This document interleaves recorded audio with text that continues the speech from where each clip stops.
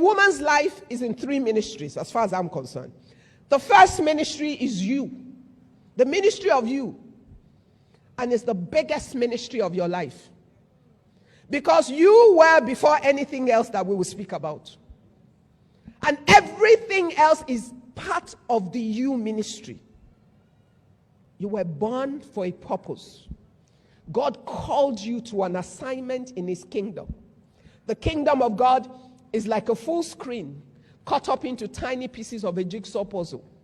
He took different pieces of the puzzle and gave it to each man and woman that is sent to the face of the earth.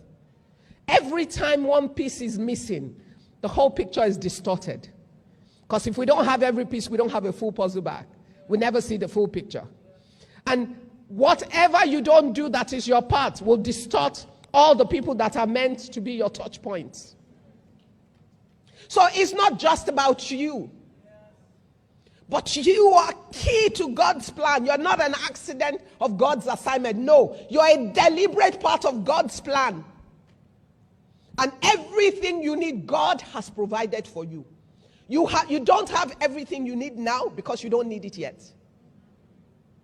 You haven't walked into everything you need because it isn't time for that particular season.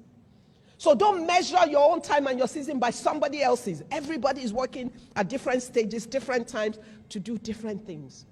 So there's you at a stage of life. God causes the bone of your bone or whatever to come. And then you walk into the ministry of the wife. The ministry of the wife only adds to the ministry of you. It's not supposed to take from the ministry of you.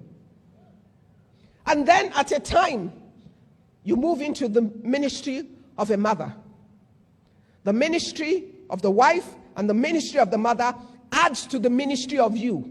Should never take away from the ministry of you. Because the core of your assignment is in you. And you are accountable for what God has called you to. Now, a lot of women think that the most important ministry in their life are the last 2. Or any one of them. And the one they give up the most, and very quickly, is the ministry of you. Everything was part of you. God ordained an agenda for your life.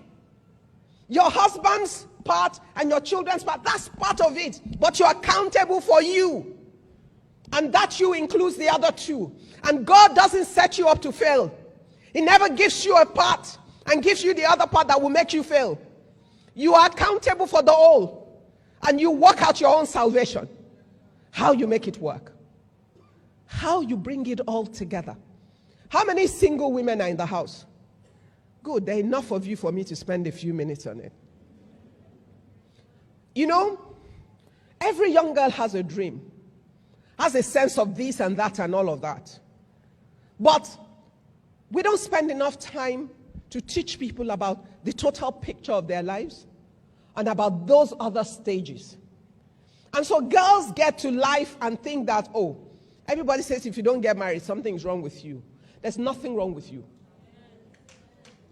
When is your time? When is your time to be married?